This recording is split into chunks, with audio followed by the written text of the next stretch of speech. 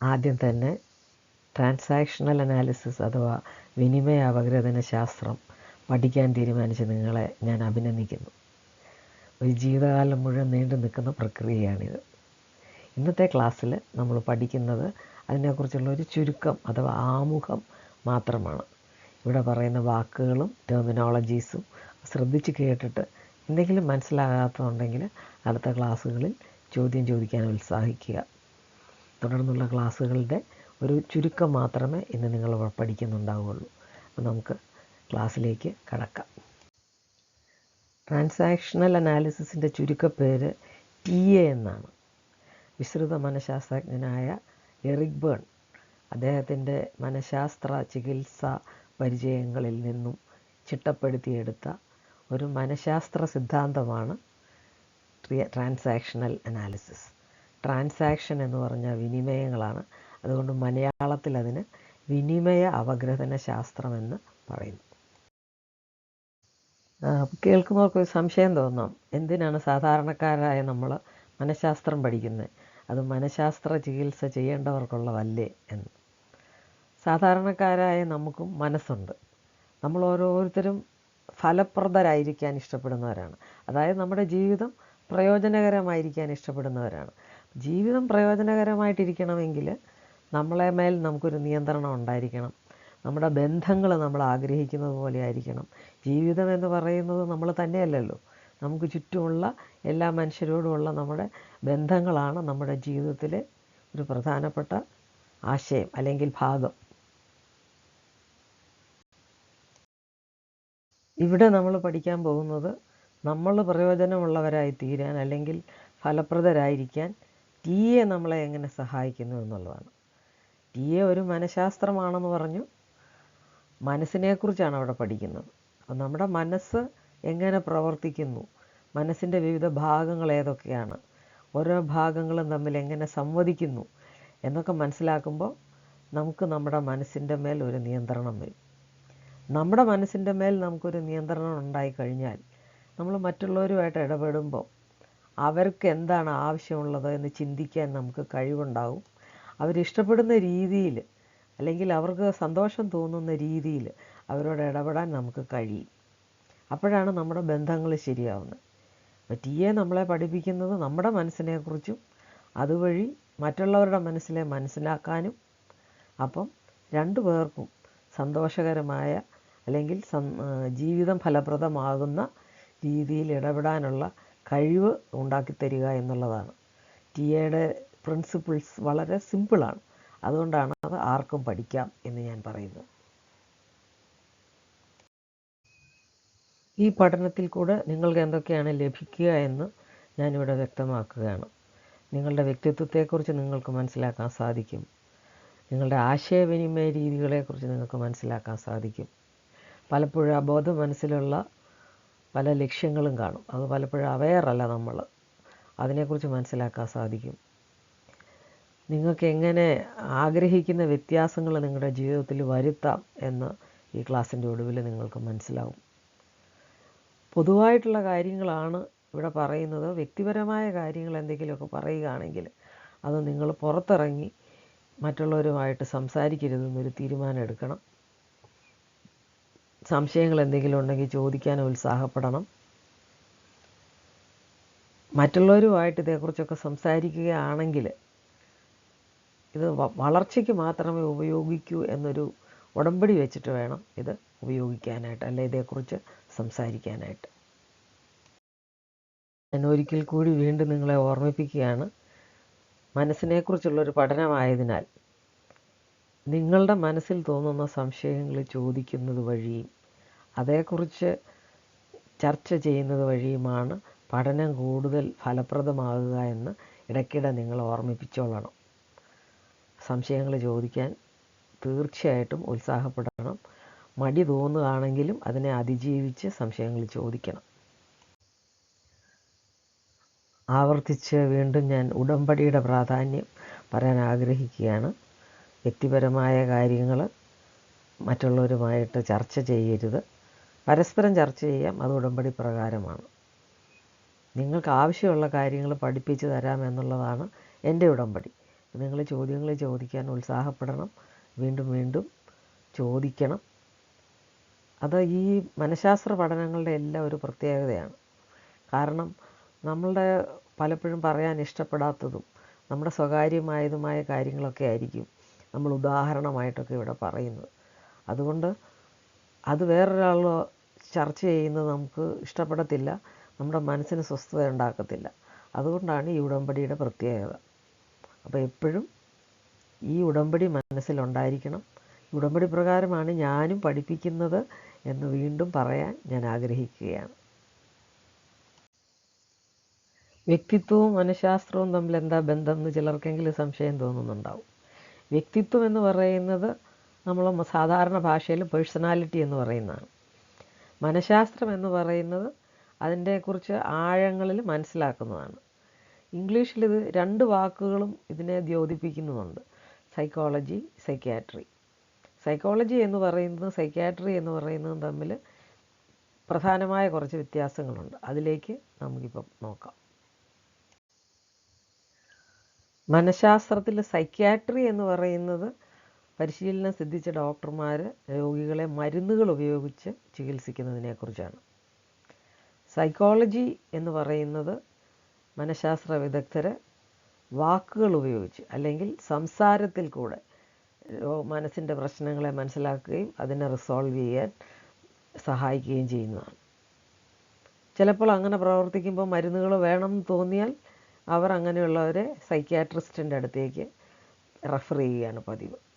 അതുപോലെ സൈക്യാട്രിസ്റ്റ് മരുന്നുകൾ ഉപയോഗിച്ച് ചികിത്സിക്കുമ്പോൾ മരുന്നുകളുടെ കൂട്ടത്തിൽ അവർക്ക് കുറച്ച് കാര്യങ്ങൾ വിശദമായിട്ട് പറഞ്ഞു കൊടുക്കണം എന്ന് തോന്നിയാൽ സൈക്കോളജിസ്റ്റുകളുടെ അടുത്തേക്ക് റെഫർ ചെയ്യാറുണ്ട്. അതിന് കൗൺസിലിംഗ് എന്നും സൈക്കോതെറാപ്പി എന്നുമൊക്കെയാണ് സാധാരണ പറയുന്ന പേരുകൾ.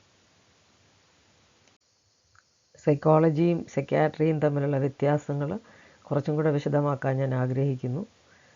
സൈക്യാട്രിസ്റ്റുകൾ രോഗനിർണയം നടത്തുന്നത് തലച്ചോറിൻ്റെ പ്രവർത്തനങ്ങളെ വിലയിരുത്തി തലച്ചോറിനകത്ത് നടക്കുന്ന രാസപ്രവർത്തനങ്ങളെ വിലയിരുത്തിയുമൊക്കെയാണ്. അതുകൊണ്ട് അവർ ചികിത്സിക്കുന്നത് രാസപ്രവർത്തനങ്ങളെ ക്രമീകരിക്കാനുള്ള രാസവസ്തുക്കൾ, അതായത് മരുന്നുകൾ ഉപയോഗിച്ചാണ്. നേരെ മറിച്ച് സൈക്കോതെറപ്പിസ്റ്റുകൾ പ്രവർത്തിക്കുന്നത് മനസ്സെങ്ങനെ വികസിച്ചു, എന്തൊക്കെ കാരണങ്ങളാലാണ് മനസ്സിലെ രോഗങ്ങൾ ഉണ്ടാകുന്നത് അല്ലെങ്കിൽ കൺഫ്യൂഷൻസ് ഉണ്ടാകുന്നത് എന്ന് വിലയിരുത്തിയിട്ട് ആ കാരണങ്ങളെ പറഞ്ഞ് മനസ്സിലാക്കി കൊടുക്കുകയും അതിനനുസരിച്ച് ചെറിയ എക്സസൈസുകളൊക്കെ നിർദ്ദേശിച്ച് ആ കാരണങ്ങളെ അതിജീവിക്കാൻ അവരെ സഹായിക്കുകയും അങ്ങനെ ലോങ് ടേമിൽ തലച്ചോറിൻ്റെ ഉള്ളിൽ തന്നെ വ്യത്യാസങ്ങൾ ഉണ്ടാക്കാൻ സഹായിക്കുകയും ചെയ്യുകയാണ്. അപ്പോൾ സൈക്യാട്രി പെട്ടെന്നുള്ളൊരു ആശ്വാസം തരും, സൈക്കോളജി കുറച്ച് നീണ്ട കാലം കൊണ്ട് പ്രയോജനം കിട്ടുകയുള്ളൂ. പെട്ടെന്നുള്ള ആശ്വാസം വേണമെങ്കിൽ നമ്മൾ സൈക്യാട്രിസ്റ്റിൻ്റെ അടുത്തേക്ക് വിടും. അതായത് തീർത്തും സമ്മതിക്കാനൊന്നും ശേഷിയില്ല, ദൈനംദിന യാഥാർത്ഥ്യങ്ങളുമായിട്ട് മനസ്സ് ബന്ധപ്പെടാത്തൊരു രോഗിയാണെങ്കിൽ പെട്ടെന്ന് അവരെ അതിലേക്ക് കൊണ്ടുവരണമെങ്കിൽ രാസവസ്തുക്കൾ അല്ലെങ്കിൽ മരുന്നുകൾ കൊടുത്തേ നമുക്ക് സാധ്യമാവുകയുള്ളൂ. എന്നാൽ മരുന്നുകൾ കൊടുത്ത് ചികിത്സിച്ച് അവരൊരു സ്റ്റേബിളായി കഴിയുമ്പോൾ അവർക്ക് കുറച്ച് കാര്യങ്ങൾ ഈ സംസാര ചികിത്സ അല്ലെങ്കിൽ പറഞ്ഞു കൊടുക്കുന്നത് വഴി ഉണ്ടാകുന്നത് അവരുടെ നീണ്ട കാലത്തെ പ്രയോജനത്തിന് നല്ലതാണ്. അപ്പോൾ അവരെ കൗൺസിലിങ്ങിന് പറഞ്ഞു വിടുകയും ചെയ്യും. ഇവിടെ നിങ്ങൾ ഈ വീഡിയോ ഒന്ന് നിർത്തിയിട്ട് ഈ എക്സസൈസ് ചെയ്യുക. എന്താണ് മനഃശാസ്ത്രവും മനഃശാസ്ത്ര ചികിത്സ സൈക്യാട്രിയും തമ്മിലുള്ള വ്യത്യാസം, അല്ലെങ്കിൽ സൈക്കോതെറാപ്പിയും സൈക്യാട്രിക് ട്രീറ്റ്മെൻറ്റും തമ്മിലുള്ള വ്യത്യാസമെന്ന് ഒന്നോർത്ത് എഴുതി വയ്ക്കുക. അതിനുശേഷം വീഡിയോ തുടർന്ന് കേൾക്കുക. മനഃശാസ്ത്രം എന്ന് പറയുമ്പോൾ അതിൻ്റെ അന്തസത്ത എന്താണെന്നൊന്ന് മനസ്സിലാക്കുന്നത് തുടർന്ന് പഠിക്കുന്നതിന് നിങ്ങൾക്ക് സഹായകമാകും. ഇവിടെ ഞാൻ ഉപയോഗിക്കുന്നത് ലിയനാർഡോ ഡാവിഞ്ചി നടത്തിയിട്ടുള്ള ഒരു പ്രസ്താവനയാണ്. അത് മനസ്സിലാക്കാൻ വളരെ നല്ലതായിട്ട് എനിക്ക് തോന്നി. മനഃശാസ്ത്രം എന്ന് പറയുന്നത് നമ്മുടെ ധാരണകളാണ്. നമ്മുടെ ധാരണകൾ എങ്ങനെയാണ് ഉണ്ടാകുന്നത്? നമ്മൾ കണ്ടും കേട്ടും രുചിച്ചും മണത്തും നമ്മുടെ സകല സെൻസേഷൻസ് ഉപയോഗിച്ചും നമ്മൾ ജനിച്ചപ്പോൾ മുതൽ നമ്മുടെ മനസ്സിലേക്ക് സ്വീകരിക്കുന്നത് വഴിയാണ് നമ്മുടെ മനസ്സ് വികസിക്കുന്നത്. ആ വികസന പരിപാടികളെക്കുറിച്ചുള്ള പഠനമാണ് ആക്ച്വലി മനഃശാസ്ത്രം എന്ന് പറയുന്നത്. വിശദമായിട്ട് വിനിമയാപഗ്രഥന ശാസ്ത്രം പഠിക്കുന്നതിന് മുമ്പ് ഒരു കാര്യം മനസ്സിലാക്കണം. മനസ്സെങ്ങനെ പ്രവർത്തിക്കുന്നു, മനസ്സെങ്ങനെ വികസിക്കുന്നു എന്നുള്ളതിനെക്കുറിച്ച് അനേക സിദ്ധാന്തങ്ങളുണ്ട്. ആ സിദ്ധാന്തങ്ങളുടെ മൊത്തത്തിൽ ഒരു ലിസ്റ്റ് ഞാൻ ഉടനെ നിങ്ങളെ കാണിക്കാൻ പോവുകയാണ്. അതിലേതെങ്കിലും നിങ്ങൾക്ക് വാക്കുകൾ പരിചിതം അല്ലെങ്കിൽ ചോദിക്കാൻ മടിക്കണ്ട. അതിന് ശേഷം മനഃശാസ്ത്രം TA എങ്ങനെ പറയുന്നു, അല്ലെങ്കിൽ ആശയവിനിമയ ശാസ്ത്രം എങ്ങനെ മനസ്സിനെക്കുറിച്ച് പഠിക്കുന്നു എന്ന് നമുക്ക് വിശദമായിട്ട് പഠിക്കാം.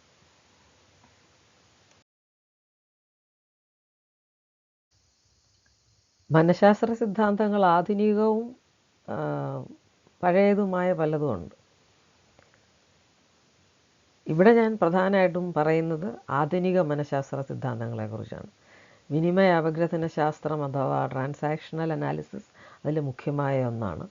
ജൊഹാരി വിൻഡോ എന്ന ഒരു ശാസ്ത്രമുണ്ട്. അത് സമൂഹത്തിലെ മനുഷ്യൻ്റെ ഇടപെടലുകൾ എങ്ങനെയാവണം എന്നുള്ളതിനെക്കുറിച്ച് നിർദ്ദേശിക്കുന്ന ഒരു പഠനമാണ്. ന്യൂറോ ലിംഗ്വിസ്റ്റിക് പ്രോഗ്രാമിംഗ് എന്ന് പറഞ്ഞാൽ മനസ്സിൻ്റെ ഭാഷയെ നമ്മളുടെ പഠനങ്ങളിൽ കൂടി എങ്ങനെയാണ് ഉണ്ടാവുന്നത്, അതൊരു കമ്പ്യൂട്ടർ പ്രോഗ്രാം പോലെ തലച്ചോറിൽ ഉണ്ടായിരിക്കുന്നു എന്നൊക്കെ പഠിപ്പിക്കുന്ന ഒരു തിയറിയാണ്.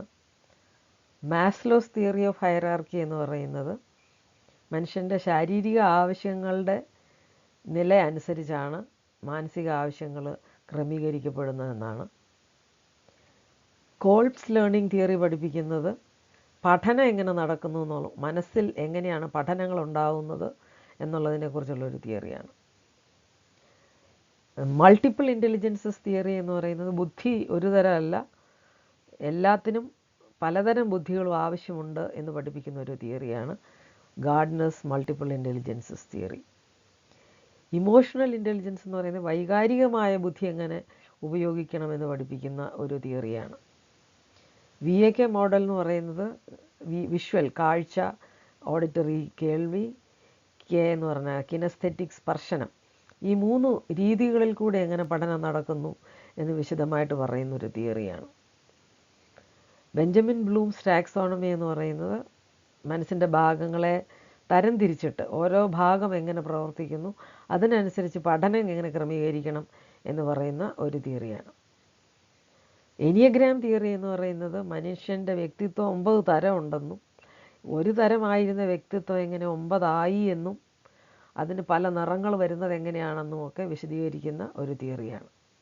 വേറെയും പല തിയറികളുമുണ്ട്. നിങ്ങൾ കേട്ടിട്ടുള്ള വേറെ ഏതെങ്കിലും തിയറികളുണ്ടെങ്കിൽ അതിനെക്കുറിച്ച് നിങ്ങൾക്ക് സംശയം ചോദിക്കാവുന്നതാണ്. ഇതെല്ലാം കൂടുതൽ പഠിക്കുന്നത് എന്തിനാന്ന് വെച്ചാൽ കൂടുതൽ രീതിയിൽ മനസ്സിനെ മനസ്സിലാക്കിയാൽ നമുക്ക് പല ആളുകളോട് ഇടപെടാൻ ഇത് കൂടുതൽ സഹായകരമാകും. അതിനു വേണ്ടിയിട്ടാണ് ഞാൻ പറഞ്ഞു, കൂടുതൽ തരം സിദ്ധാന്തങ്ങൾ പഠിച്ചാൽ നമുക്ക് കൂടുതൽ ആളുകളുമായിട്ട് ഇടപെടാനും അവരെ സഹായിക്കാനും പറ്റും. അപ്പം ഇതൊരാമുഖ പഠനം മാത്രമാണ്, നിങ്ങൾക്ക് വേണ്ടിയാണ് നിങ്ങളിപ്പോൾ പഠിക്കുന്നത്. പക്ഷേ തുടർ പഠനം നിങ്ങൾ പല മേഖലകളിൽ പഠിച്ചാൽ നിങ്ങൾക്ക് ഈ വിഭാഗത്തിൽ അല്ലെങ്കിൽ മനഃശാസ്ത്രത്തിൽ ഒരു എക്സ്പേർട്ടാകാനും മറ്റുള്ളവരെ സഹായിക്കാനും ഒക്കെ സാധിക്കും. അപ്പോൾ ഈ തുടക്കത്തിൽ തന്നെ ഞാൻ നിങ്ങളെ അതിലേക്ക് ക്ഷണിക്കുകയാണ്. വിനിമയ അപഗ്രഥന ശാസ്ത്രം വളരെ പ്രബുദ്ധവും വിശാല വീക്ഷണമുള്ളതുമായ ഒരു മനഃശാസ്ത്രമാണ് എന്ന് പറഞ്ഞുകൊണ്ട് അതിൻ്റെ വിശദാംശങ്ങളിലേക്ക് നമുക്ക് കടക്കാം.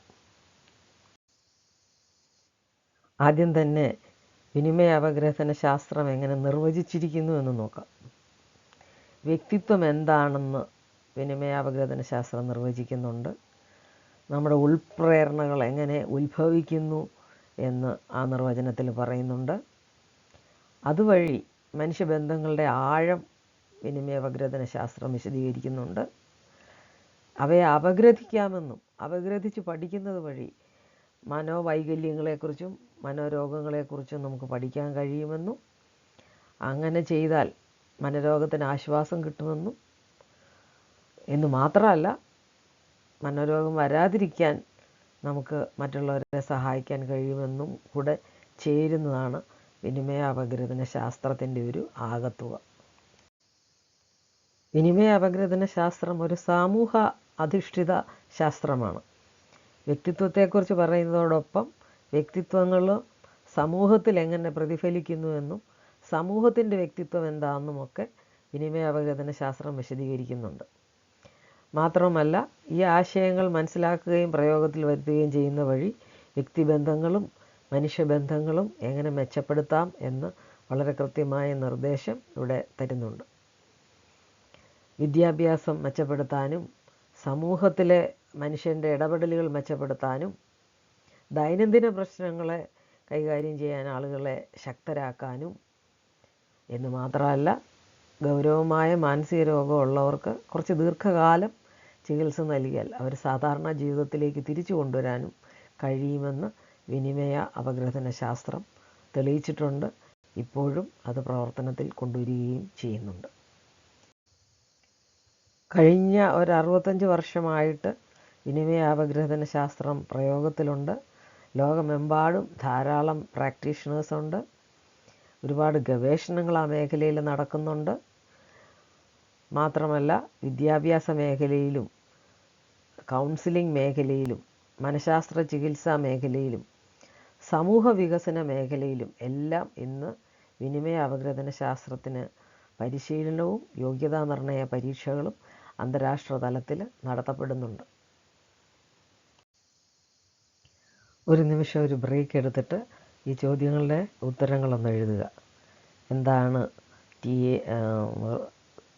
സൈക്കോളജിയും സൈക്യാട്രിയും തമ്മിലുള്ള വ്യത്യാസം? ടിഎയുടെ നിർവചനം എന്താണ്? ഏതൊക്കെ മേഖലകളിലാണ് വിനിമയ അപഗ്രഥന ശാസ്ത്രം യോഗ്യതാ പരീക്ഷ നടത്തുന്നത് എന്നുള്ള കാര്യങ്ങളൊന്ന് എഴുതുക.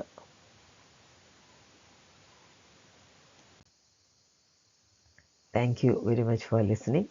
ഐ ഹോപ്പ് ഇതൊരു ആമുഖം നിങ്ങൾക്ക് നൽകിയിട്ടുണ്ടെന്നും നിങ്ങൾക്ക് വിനിമയ അപഗ്രഥന ശാസ്ത്രം തുടർന്ന് പഠിക്കാൻ ഒരു താല്പര്യം ജനിപ്പിക്കാൻ ഈ ഒരു പാഠത്തിന് കഴിഞ്ഞു എന്ന് ഞാൻ വിചാരിക്കുകയാണ്. തുടർന്ന് 2ാം പാഠത്തിലേക്ക് പ്രവേശിക്കുക.